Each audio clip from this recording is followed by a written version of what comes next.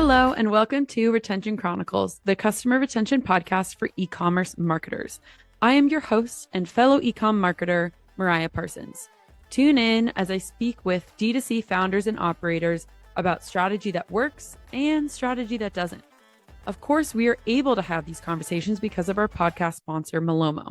I have seen thousands of brand operators power their order tracking with Malomo to make every single message count. As a consumer, I personally have come to expect that brands have a phenomenal post-purchase experience, or else I'm not really shopping with them again. And a lot of consumers are this way. 84% of shoppers won't return if they have a bad shipping experience. And it feels so important for e-commerce brands to have a good pre-purchase experience.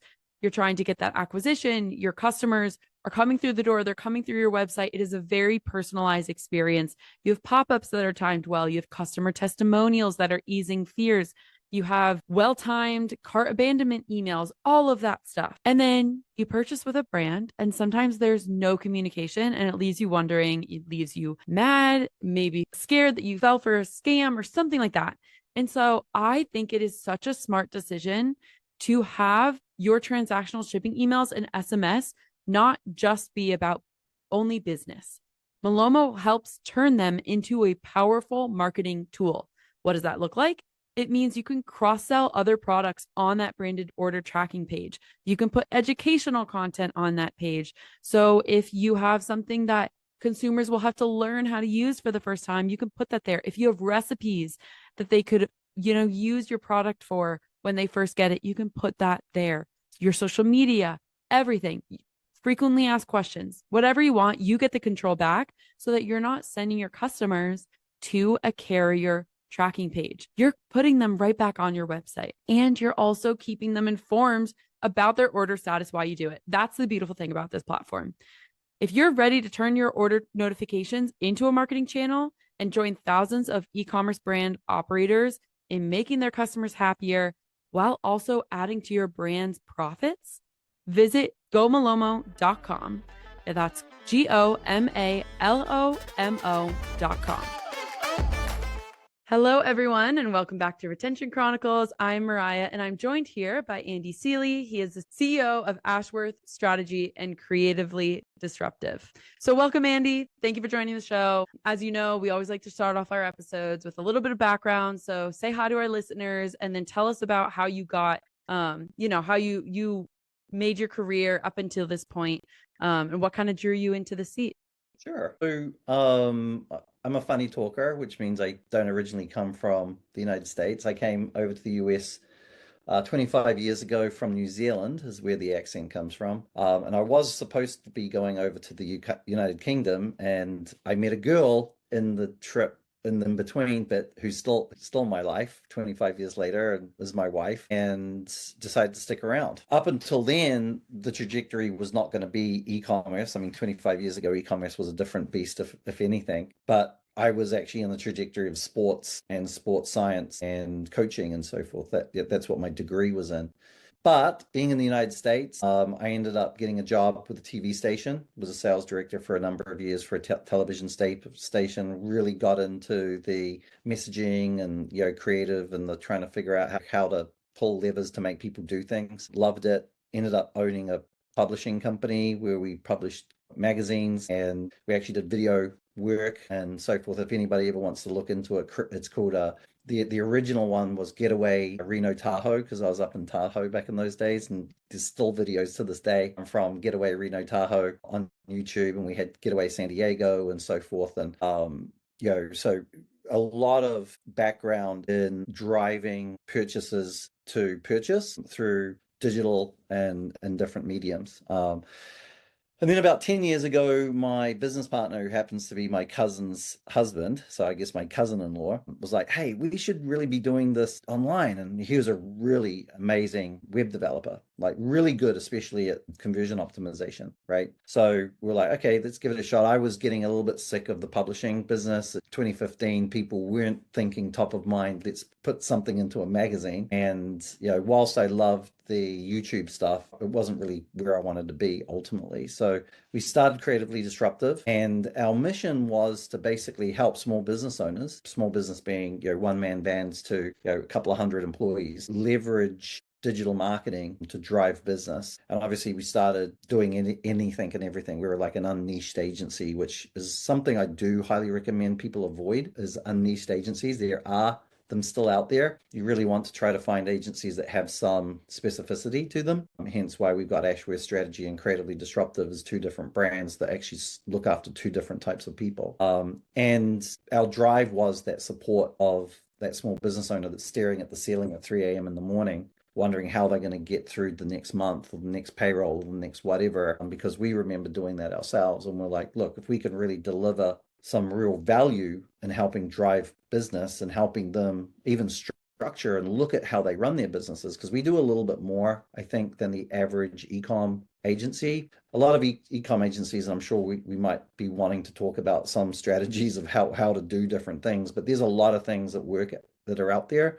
And if you've got a good idea or a good plan of action to what strategies to utilize, can make a good difference, right? But a lot of agencies do that. So what we wanted to do and separate ourselves was to really get an understanding of what the people behind the company want. And we kind of like give them a little bit more support than just how do we get more clicks from Facebook through to your website that hopefully purchase, but actually look at, okay, when we're doing this and we're scaling, are we doing it profitably? Why are we doing this? Why aren't we doing this? What are your ultimate goals? Like to the point where we'll say to you, Mariah, you might say, hey, I've got this widget that I want to sell and I want to make all this money. One of our questions is, why do you want to make this money? Well, how much is this money? And you will say, well, I want to make $500,000 a year. Okay, is that in sales? Or is that in profit? And you might say, well, sales. And I'm like, okay, well, how much profit are you looking for? Because why do it if there's no profit in it, right? Mm-hmm. In fact, you can't do it for a very long time. Yeah, you'll run out of runway. And a lot of agencies don't really care about that. If I'm honest with you, you probably know this. You've been around this business long enough. There's a lot of agencies out there. They don't really care if you're profitable. They just want to make as much money out of you as possible. In fact, there are a lot of agencies that their goal, and I know I'm going, you asked the question of why I'm here, but now I'm going. No, this is what podcasts do, right? You just start talking.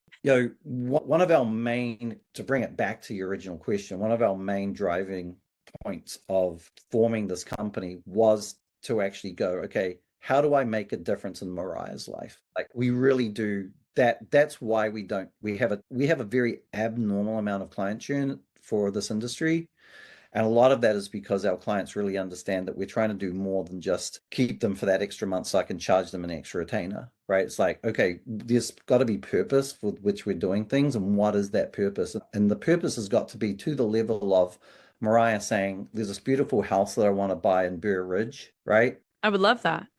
Right. We know what Burr Ridge is, right? There's this beautiful house that I want to buy in Burr Ridge in the Chicago area. But I need $1 million down payment and I need to be making probably $50,000 a month. How can you help me get there? Right. And I will say, okay, well, you want to earn that. What is that house? And we find out, oh, that house is a $5 million mansion. You got to put, 20% down. That's why you need the $1 million. And we start getting a little bit of an anchor as to why we're doing the things. Because a lot of people, I think, in the general business world don't have any reason why they're doing a lot of the stuff. They're just like, I just want to score more points. Or like to map it out. I feel like to get so granular of looking at the financial side of like, okay, you want to get to from A to B or from A to B to C. And then what's like sub A, sub B, sub C of how do you actually get there? Exactly. Yeah. It's a little bit like I always use the analogy that, let's say me and you met up in LA and I said, hey, Mariah, I want you to take me somewhere.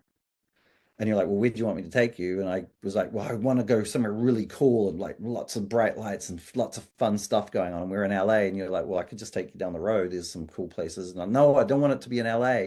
It's really hard for you to get me anywhere, especially where I want to be. Right. Yeah. Reading between the lines is not. I might write down. But if I said to Mariah, I want to get to New York City, then all of a sudden, I know you know you could probably guesstimate how much gas you're going to need, how much that's going to cost, the routes that you're going to take. You could look at the weather and go, okay, how do we avoid bad things? Blah, blah, blah, blah, blah. And we can actually map out, and we will get there. It might be a bit of a long journey. It'll be interesting to see what happens during that journey, but there's a really good chance that we're going to get there, right?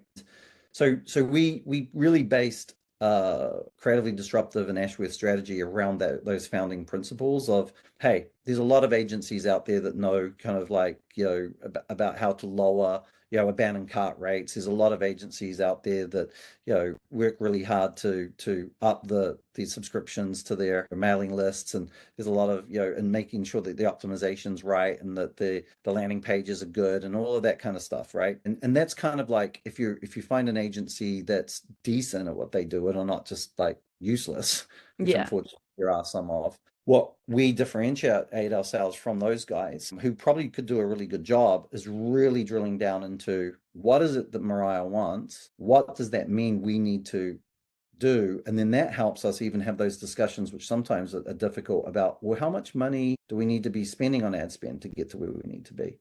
What should your ad spend be? Based on the numbers that we're seeing, this is how we get exactly to where you want to be in this time frame. And I think that's probably why we have a very low churn rate. That's why I think clients typically come on and stay on, because they see a partner rather than just somebody who's trying to get more clicks through Facebook or Google, and then trying to optimize those clicks, and then constantly coming back and asking for more money. Maybe we don't need more money to get to where we want. Maybe we're right on track. Maybe we do need. Maybe you change your goals, and we need to reevaluate the whole thing because that changes the equation. We're constantly looking. How do we turn your goals into that algebra kind of equation where we fill in all the gaps, and then we go, okay, well, now we know exactly where to go. Yeah. And that's kind of, I guess that's from being in New Zealand, learning about sports science all the way through to today, my journey and my evolution through what we're doing. Yeah. Yeah. It's interesting to think through like how to make sure that you're not just hitting sales metrics, but profitability. And I would love to hear what you'd have to say about thinking about customer retention in that way. Because I think a lot of brands are trying to make that map of, okay, how do you take customer retention and make those specific points of, okay, I know I want to retain, let's just call it for easy numbers, like 50% of our business and have them make repeat purchases. How do you walk back of like, okay, this technology is worth it because it contributes whatever 20% to reducing customer churn, then this event or whatever else, this VIP loyalty program is helping add an additional or reduce an additional 15% of churn. So I would love to, like, it's maybe more of a, I don't know if you've thought about customer retention in that way of how do you look at profitability with customer retention. But I think that would be something. Yeah, I think there's a lot of different parts to that we could go through. I mean, customer retention, it depends on the product too. There's certain products that's very hard to have any customer retention on, right? So if I'm selling a $1,200 drone, I might not be selling one of those every month to the same guy. Maybe though, I might sell one every couple of years, or maybe there's a referral program, or maybe it's like, hey, if there's other products, there's things that we can work with where if a lot of guys that own expensive drones oftentimes hang out with other guys that have expensive drones, right? And they go and play with their toys and do the different things, or they know people. And how do you work through doing stuff? So there are things that you can do even with those kind of products that aren't consumables. When you come down to a consumable, it really does start, if I'm honest with you, when it comes to client retention, making sure your consumable is good. Yes, right? Agreed. Making sure that it's consumable that people use and go, well, I like this, right? Then it's easy. If it's a product that's hard, it's really hard. And I recently actually had a conversation with a client that had a new product. And I literally said to them, the winning and losing on this product is that you actually can deliver on what you're saying. Because we as a marketing company can get somebody to come in and buy it for the first time. Them buying it the second time is that they're happy with the product, right? Now we can wave our banners and we can send email and text messages. We can do a lot of retargeting and so forth, utilizing the different platforms to kind of draw people back. But if they don't like the product, they're not going to come back. So, and some of that is building a brand. Like there's some real old school retention stuff that I think people forget about because they get so enraptured by the apps and the technology and the software that you can add to try to do different things to make things happen. But the reality is people still fall in love with brands. People still that old 1960s ad men mentality that I think marketers oftentimes, in fact, definitely in this day and age, there's a lot of agencies out there that are technically very, very good, but they have no real understanding of the human brain and the excitement that comes with it. In fact, some of the most successful brands don't do a lot of pay-per-click advertising and so forth, right? A lot of those most successful brands, they put all of their efforts into content development and building this exciting, fun thing that you want to be a part of, right? A good example was it the BB headphones? Is it what is it? Oh, Beats? Beats headphones back in the day. Yes. Not a lot of advertising that they did when they started out, but it was all content. It was all about being cool. It was all about being part of a really cool community. And the headphones were okay. They weren't amazing headphones, but they were worn by some of the best rappers and artists out there. And it became a cool thing that people wanted to be a part of. That's good old school marketing, right? People oftentimes, when you're talking about retention, because there's two different things, I can introduce a lot of products first time up utilizing technology. If I want somebody to buy every single time your product, they've got to have a little bit of an affinity with you. So with saying that, thinking about your content development, thinking about kind of like some of your UGC that you might be putting out there, some of the interaction with your community. Those are things that are very, very much under, I guess, appreciated by a lot of ecom brands, where they'll put all their effort into trying to get certain clicks on Google and Facebook and Meta. I know it's Facebook and Meta, it's the same thing, but Instagram and so forth, right? They'll put a lot of effort into looking at what their impressions are, looking at what their click-through rates are, looking at all of those metrics and demanding better metrics.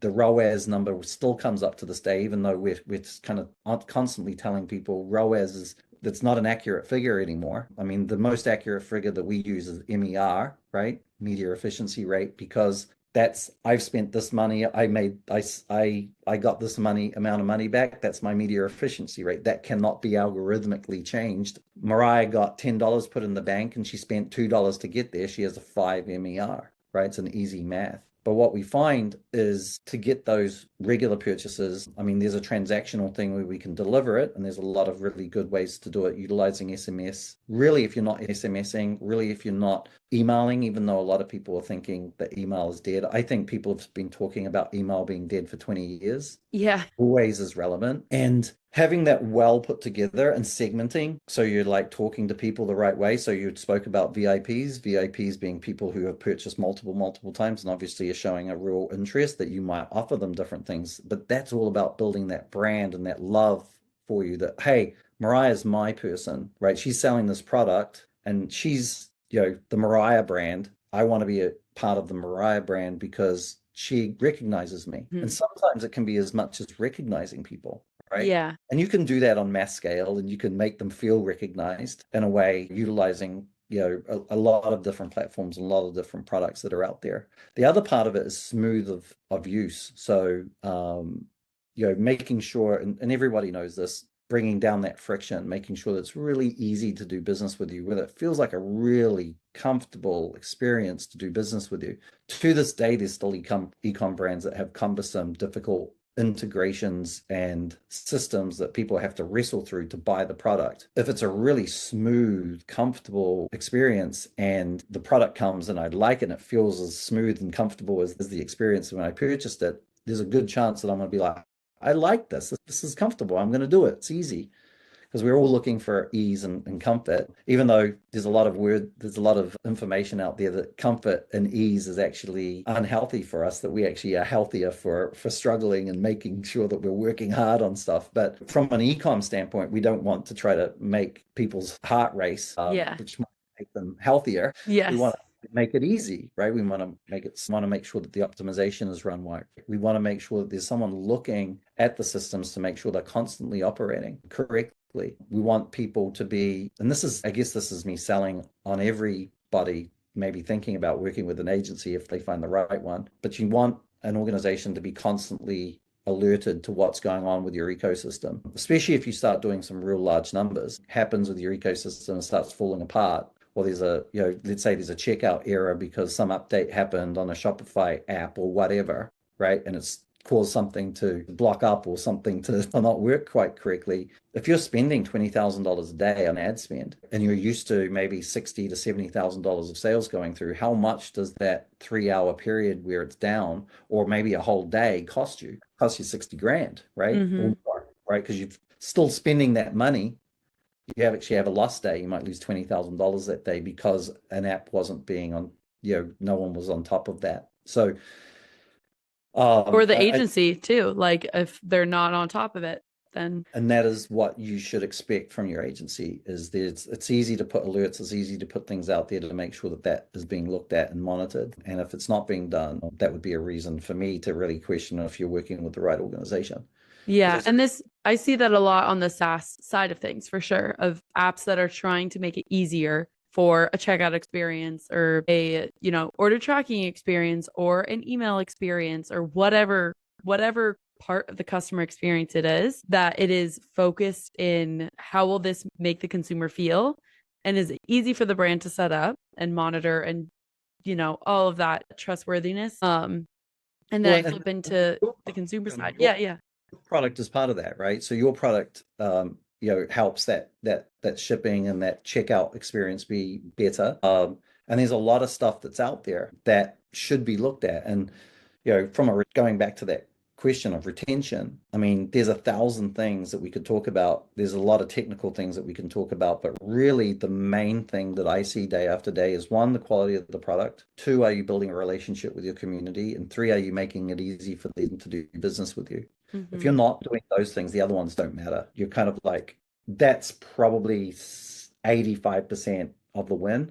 And then there's 15%, which is a technical kind of like, let's buy this app or change that app or whatever. Yeah, I like that breakdown a lot. I think it helps, especially like I know you all work with specifically small businesses to really try and help, I guess, make sense of everything that there is to do. And so I think not focusing on, there's all these different things, there's all these different ways, like these are the core things maybe to think about, and then adding on things that can help you with those three core things of, having a good product, engaging the community, and like a seamless customer experience. I think that'll help, our audience, those in our audience who are a small business, just themselves or up to that couple of hundred, that portion of our audience that I know is in the thick of things, creating their business, running it all. Maybe if they're not sure how to look at retention, looking at like, okay, what are we doing? Is the product good? Are we engaging our community? And what's the customer experience looking like? I always like when there's those takeaways of like, sounds okay, elementary, doesn't it? It feels like,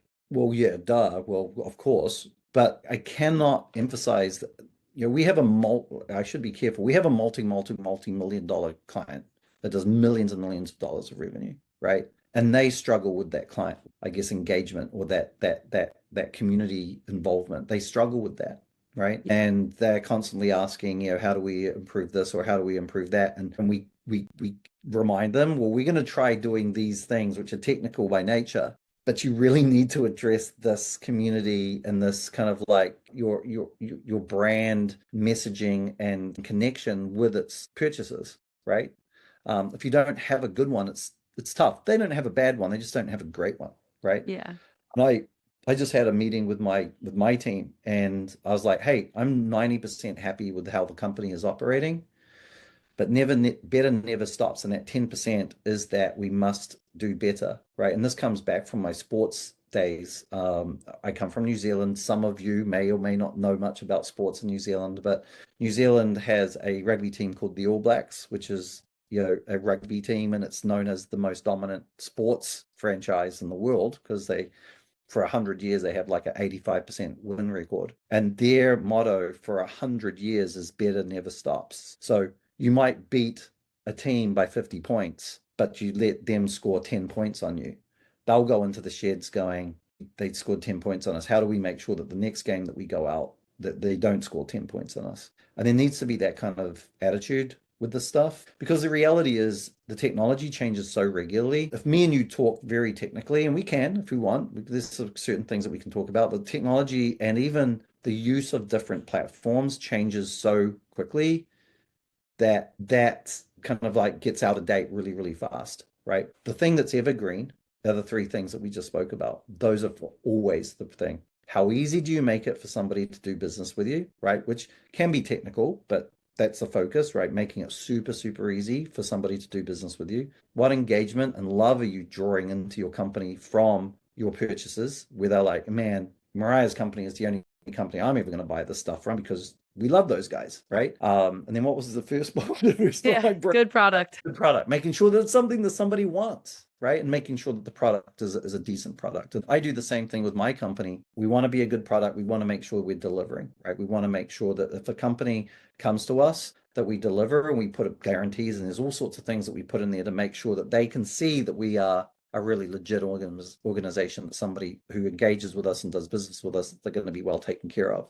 But then the second part is we really do engage with our clients. I mean, I go to congresses, I go to conferences, I'm a speaker at many congresses and conferences. I do these kind of things. We've got a whole content development strategy that we run out with a whole bunch of information. We don't hold any cards to our chest. We share the cards and say, hey, here's what we're learning, here's what we're getting, here's what we know, here's, this might help you. That builds that community involvement. And then we make it super, super easy, utilizing AI, utilizing different products and services to make it really easy for you to engage with us. And that drives our business forward in a very, very, very competitive market. Yes. Yeah. And I think it's interesting that you bring up or I think about like platforms specifically when I'm thinking about like engaging community. A lot of people look at social, right? Like it's a naturally, advantageous avenue to engage people on, because that's what those platforms are supposed to be for, right? So I think a lot of brands, like, posting is maybe table stakes, but then like actually responding to people's comments, even like on your ads, if you're paying, you have paid ads surface. I feel like that's like a level of like tactically, if you're not doing that, then like engaging with people, replying on other people's videos like that aren't your own, that are in your space, or influencers or something like that, where it's like you can get that ball rolling and people click on your profile because you have a funny comment, and then people are like, oh, what do you do? And then they like discover you that way and all that stuff. Think about who's your favorite celebrity? Oh, favorite celebrity. I mean, Taylor Swift, for sure. So let's say Taylor Swift posted something and you made a comment on her video and then she liked it. Yeah, I mean, how would that make you feel? I take the week of work off and just like and just go on vacation. Like, thumbs up, Mariah, love that. Yeah. That is going to cause you to be so much more attached to her for so much longer. Now, obviously, it's Taylor Swift. She's got tens of millions of... I'm holding out hope. Right? We're manifesting it on this episode. But the reality is, it's very much the same with our brands, right? Especially if we're putting good content out there and we're so forth. And a lot of people do put a lot of effort into making sure that there's really good content. But if all you're doing is putting content out there and there's never any, like you said, engagement with the comment section, right? And like you said, even better, engagement in other people's comment section in positive, like uplifting, brand appropriate ways. You're kind of like almost like you're like a TV station at that point. It's just a one-way drive of information and there's no interaction. People get attached to organizations that show an interest in them. So if Mariah responded, she's showing an interest. That's why you'll take the week off. Yeah. Right? Because, wow, Mariah acknowledged me. She probably still doesn't know who you are, but you feel it, right? Yeah. And like there is real value in that. And I think it's especially in the e-com space, especially selling stuff, totally missed. And you want to build a rock star evangelistic fan base that comes back and purchases every single day. That's what you kind of need to do. And the funny thing is with the different systems and different ways to operate your systems, it's actually pretty easier than ever to actually be able to do that. You don't need to log into all the different platforms, TikTok, Facebook, Instagram, all the others that are out there, even the smaller ones, which there's still value in, and kind of manage them all individually. There's a lot of software systems now that you can actually just manage it all from one place. And it's simple and easy, and it makes a big difference. But from an e-com standpoint, oftentimes the focus is so much on my ROAS. How much did I make per click that was spent, or the money that was spent on my ad spend, that the rest of it is missed, and the rest of it is where the money is. Like I always say to, especially consumables, let's say someone's selling a product that's $20 right? We sell it on Facebook. You're going to be lucky to make any money out of that. Like we're gonna sell that thing for you for $40. It's going to be a point 0.5 ROAS, right? But that's the introduction cost, right? Yeah. Hopefully, if we've got the rest of it going, we've got a really good email marketing follow-up system. We've got a really good SMS system running for you. Really good customer retention. Customer retention, really good, a shipping aspect to it, and then that social media engagement and that kind of like community engagement. That person comes back and purchases, and you spent that $40 to get that person into your system, but then that person spends $20 every day for the rest of their life. It's tens of thousands of dollars. Right? Okay. Yeah, the acquisition costs are just way higher. So that's why like customer retention. That's why we're here on this podcast talking about it, right? Because that is like you have to probably spend more to get someone through the door, but then you retain them, and then you really like that's where it does amaze me though how many ecom brands are so focused on the getting through the door that they're not thinking about the retention. Yeah. And that's what we're trying to change, Andy. That's what we're doing here right now. And I'm going to just share this with anybody that's listening to really understand what Mariah are talking about. The only brands on ecom that I know make a lot of money are the ones that get the retention rate. No one that I know are successful when they just have one-off sales. Yeah, I mean, I feel like it's like the one hit wonder, right? Where it's like you hear something and then you're like, oh, where did that go? They're not around. They're not around anymore. They can't be. Some of that retention comes down to making sure you're capturing their data, capturing their information, utilizing their data and information. And the data and information might be as simple as their name, address, and phone number, but then utilizing what can we do with that in creative ways to actually engage with them. I mean, every single day I get a whole bunch of texts on my phone from products that I purchase because I'm a sucker when it comes to purchasing stuff online. Yeah. And I buy a lot of stuff online and I get texts all the time. And there's some that get me to look, and there's others that I never look at because they interact with you in an engaging, fun way. And I need to be engaged with an engaging, fun way, not just buy this 25% off. That doesn't get me, right? Mm-hmm. I'm not, and I think most of the market, and correct me if I'm wrong, maybe you feel differently, but I'm more engaged with a funny, interesting line or something that they send out there than 25% off. Granted, sometimes if it's something I might want, thinking about purchasing that 25% might get me, but the reality is I'm much more likely. A really good example of this is Cameo. You know Cameo? Like the software?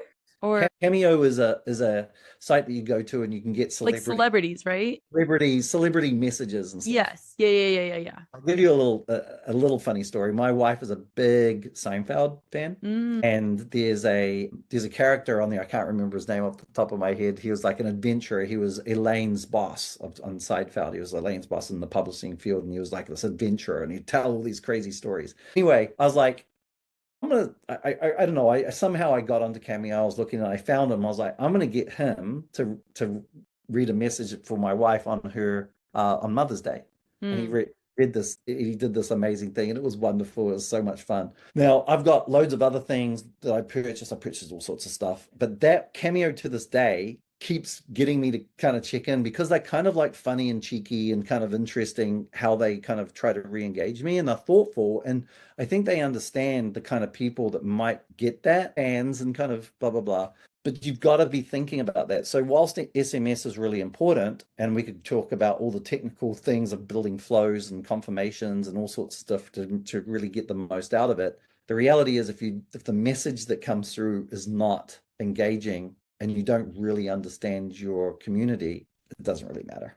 Yeah, agreed. I have had so much fun talking to you, Andy. This has been great. As I always feel on these podcast episodes, we just start to scratch the surface. But I really like those 3 takeaways that brands I know can digest and like really look back at what they're doing and see like, okay, can I put what we're doing into one of these 3 buckets? If I can't, is it paying off in a way that we're going to continue to do it? Or do we need to, reassess and revamp?